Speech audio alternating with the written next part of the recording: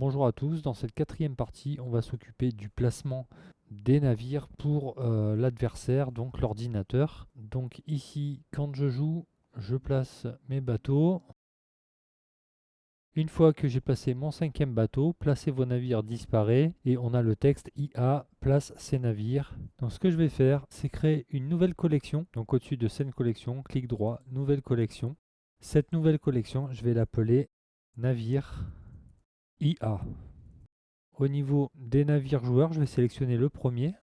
Je vais le dupliquer, Shift D, et le placer donc à gauche à 1 mètre, une case de la grille de l'ordinateur. Je vais aller dans l'état 2 donc de ce navire et je vais tout supprimer. Tous les sensors, tous les contrôleurs et tous les actuateurs. Je vais laisser juste la propriété de jeu horizontale. Ce navire, je vais le déplacer donc dans navire IA et je vais le renommer navire IA.001. Je vais aller dans son matériau que je vais dupliquer comme ceci et je vais l'appeler navire IA.001.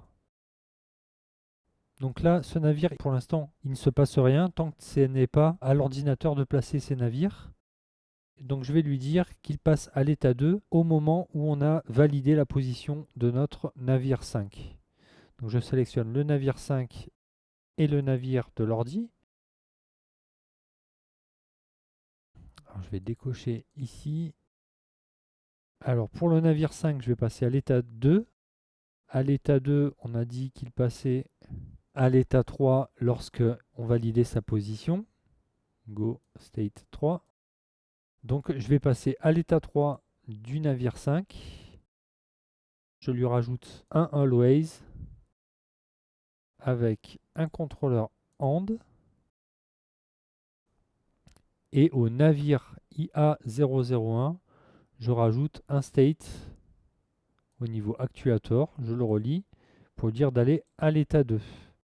Maintenant, je peux sélectionner juste mon navire joueur. Je vais mettre à l'état 2.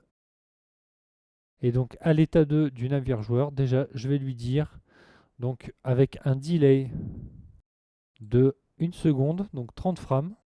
Donc, il passera à l'état 2, il attendra 1 seconde, il fera l'action que je vais lui demander.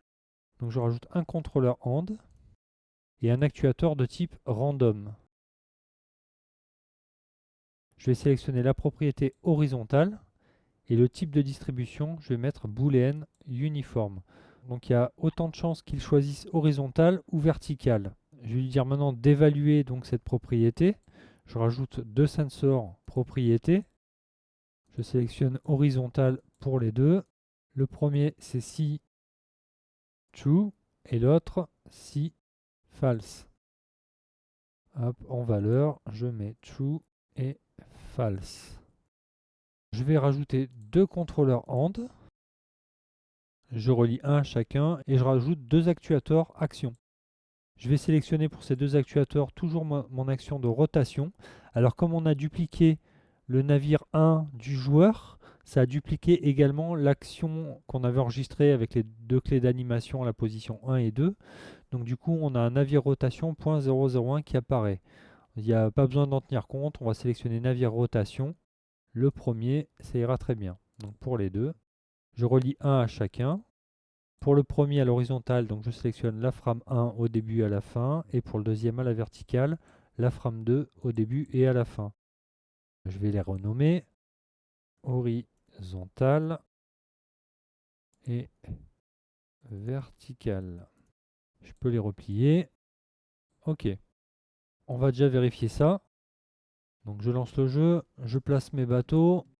Pour l'instant, navire IA.001, on voit que horizontal est vrai, tout en bas, dans les debug properties en haut à gauche. Là. Maintenant, je vais valider le cinquième bateau.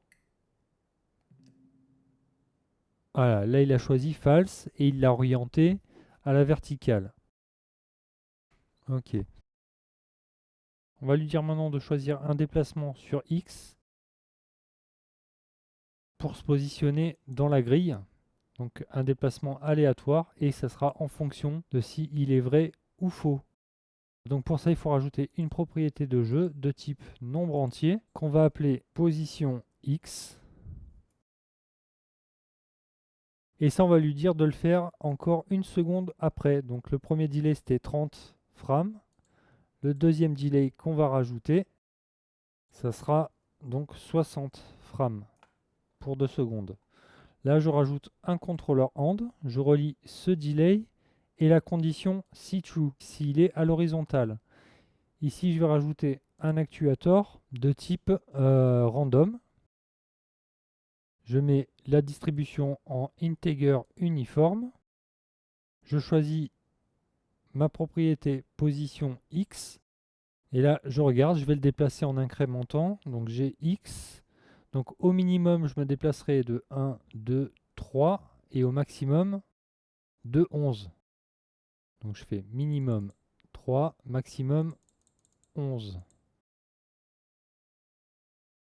Donc ça, c'est le random pour la position X horizontale.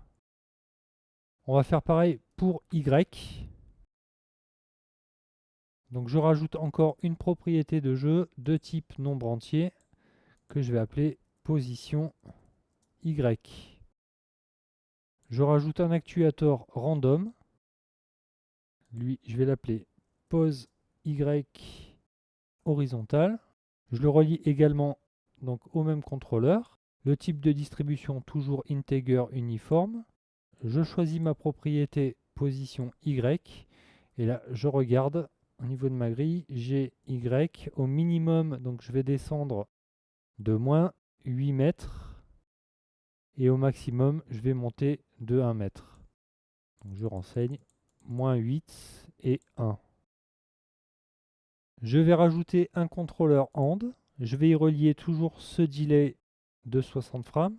Et cette fois-ci avec la condition si false. Que notre navire soit à la verticale. Donc je vais rajouter un premier actuator random. Je le relie. Là, ça sera pour la position X à la verticale. Pose XV. Le type de distribution, toujours integer uniforme. Je sélectionne ma propriété position X. Et là, je regarde. GX. Le minimum, c'est toujours 3 mètres. Et le maximum, cette fois-ci, passe à 12. Donc minimum 3, maximum 12. Je rajoute un quatrième actuator random. Cette fois, ça sera pour la position Y à la verticale, pose YV. Distribution integer uniforme. Je choisis la propriété position Y. Et là, je regarde au minimum. Donc je descendrai de 7 et au maximum, je monterai de 1. Donc minimum moins 7, maximum 1. Et je relis. Donc là, si je lance le jeu, je positionne mes bateaux quand ça va être autour de l'ordinateur. Une fois que j'aurai validé mon 5e bateau, au bout d'une seconde, il va me choisir une orientation horizontale ou verticale. Et une seconde encore après, il va m'attribuer un nombre aléatoire pour position X et position Y. Je vais juste masquer les informations de propriété pour mes bateaux du joueur. Même le curseur, je peux désactiver l'affichage de sa propriété. Voilà, comme ça, ici en haut, Debug Properties, j'ai juste les propriétés du navire 1 de l'ordinateur. Donc, je lance le jeu. Play, je positionne mes bateaux. Ok, je vais valider le 5e. Au bout d'une seconde, soit il reste true, soit il passe à false. Et une seconde encore après, position X a changé et pas Y. Il a décidé de mettre 0. On va le refaire une fois pour voir si l'aléatoire fonctionne bien. Hop, il passe en false. Position X à 5 et position Y à 4. Maintenant, il va falloir évaluer position X et position Y afin de pouvoir faire le déplacement physiquement dans la grille. Donc pour ça, toujours à l'état 2. Donc on regarde pour ce qui est de position X, que ce soit à l'horizontale ou à la verticale, donc dans le random. À l'horizontale, c'est soit minimum 3 et maximum 11, soit pour la verticale, pour X, c'est minimum 3 et maximum 12. Donc il y aura les évaluations de 3 à 12. Ça fait donc 10 évaluations à faire. Donc pour ça, on rajoute 10 sensors propriétés. Donc je rajoute le premier que je vais renommer CX3. Je choisis ma propriété position X et en valeur, je mets 3. Je vais activer également le tap et je peux le réduire. J'en rajoute un autre. Je vais l'appeler CX4. J'active le tap. Je choisis ma propriété position X et en valeur, je mets 4. Et j'en rajoute autant qu'il faut pour arriver à CX12. Donc toujours en activant le tap, en mettant position X et à chaque fois la valeur qui correspond.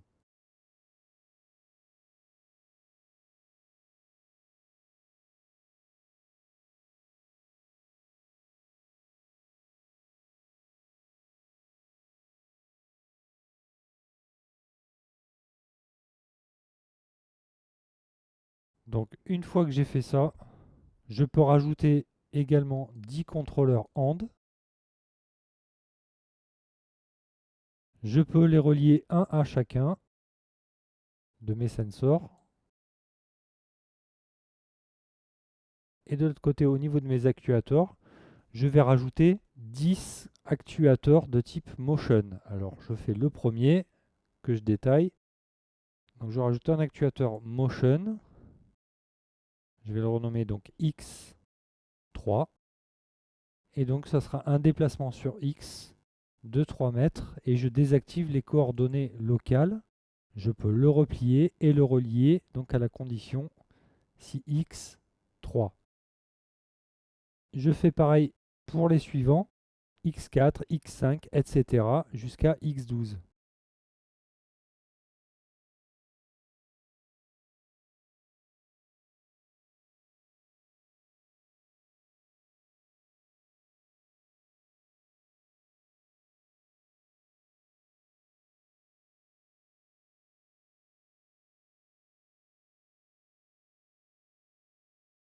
Donc on va faire maintenant la même chose pour évaluer la position sur Y. Donc pour Y, je vais ouvrir pose Y horizontale, c'est minimum U moins 8 et maximum 1.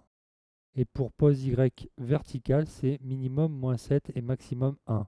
Donc la plage maximale sera de moins 8 à 1. Sachant que là, du coup, on peut avoir la position 0 où ça ne bougera pas pour Y. Donc il n'y aura pas besoin de l'évaluer. Donc là, c'est pas 10, mais 9 évaluations qu'il faudra faire. Donc là, je rajoute toujours à l'état 2 de mon navire 9 sensors de type propriété pour évaluer de moins 8 jusqu'à 1 en excluant 0. Donc on passera de moins 1 à 1 directement. Donc si Y moins 8. J'active le tap toujours. Je sélectionne cette fois-ci donc ma propriété position Y et en valeur je mets moins 8. Je peux replier. Je rajoute le suivant, sensor propriété. Donc si Y moins 7, j'active le tap. Je choisis position Y et je mets en valeur moins 7, etc., etc., jusqu'à revenir à 1.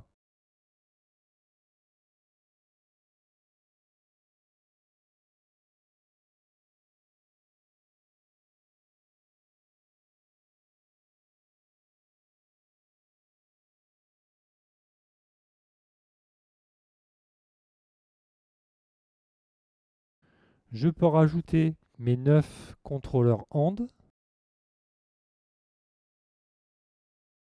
et les relier un à chacune des évaluations.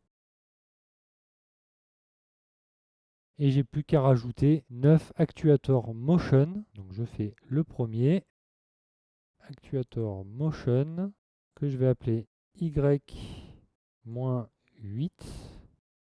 Et donc là, dans le champ Y, je renseigne -8 et je désactive les coordonnées locales. Je peux le replier et le relier à la condition si Y -8. Et ainsi de suite jusqu'à revenir à 1 en excluant toujours le 0.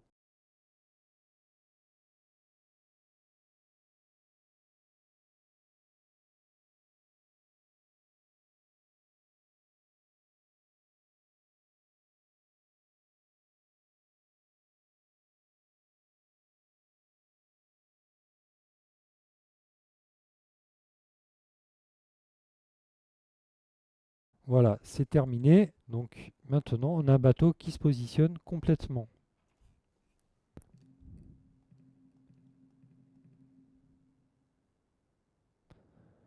Ok, je valide le 5e bateau.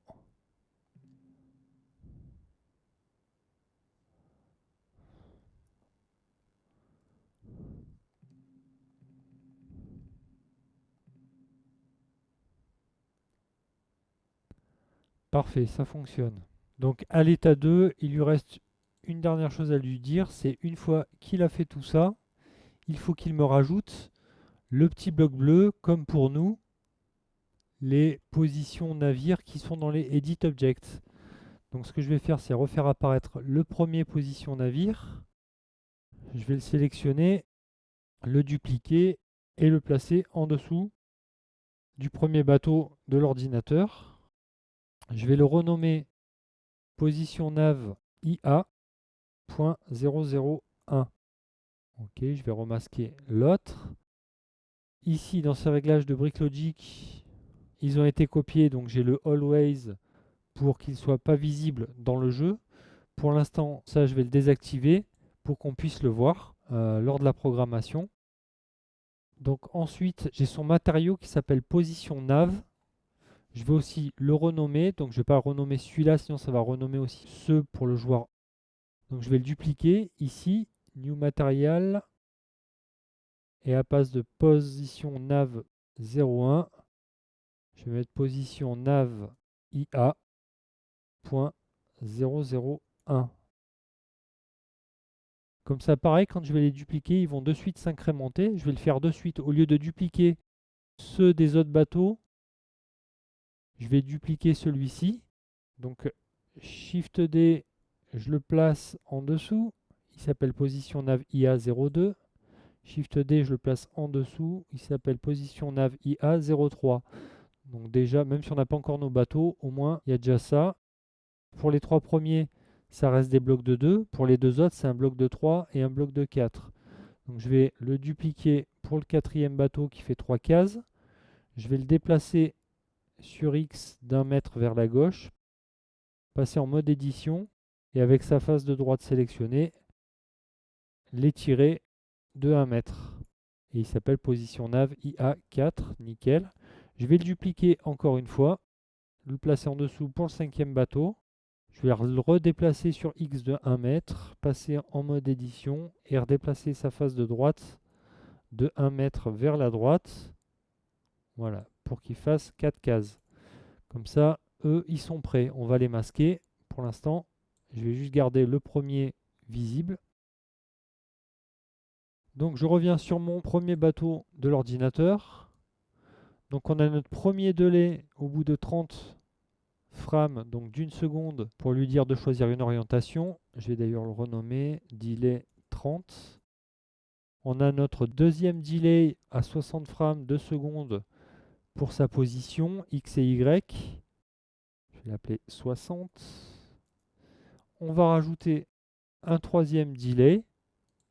Hop, il va être tout en bas. Voilà. Que je vais rajouter à un contrôleur AND. Ce delay, on va le mettre à 90 frames, 3 secondes. Et là, on va lui dire Edit Object, de rajouter donc position nav IA.001. Donc je rajoute un actuator Edit Object. Je choisis donc mon objet position nav IA.001.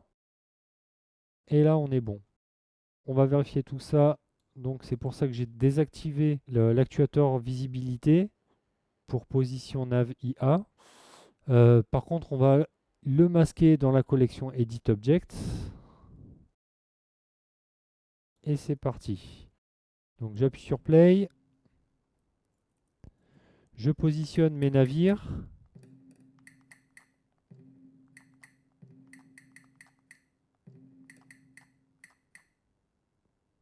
Je positionne le dernier navire, ça va passer autour de l'ordinateur.